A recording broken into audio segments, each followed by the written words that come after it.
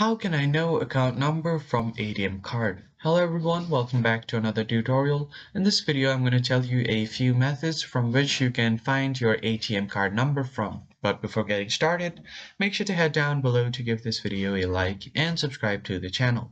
Turn on the bell icon to get notified about our latest uploads. Alright, let's begin. To find the account number for your ATM card, you must first find which bank the card is from.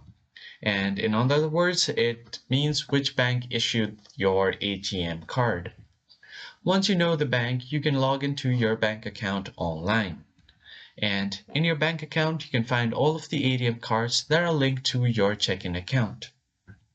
Then, you can compare the last 4 digits of the ATM card with the last 4 digits of the linked cards.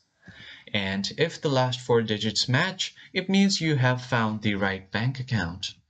Then you just click on View Account and Routing Number, and then you should be able to find your ATM card's number. So that's it for this video. If you found it helpful, hit the like, share, and subscribe button. I will see you guys on the next one.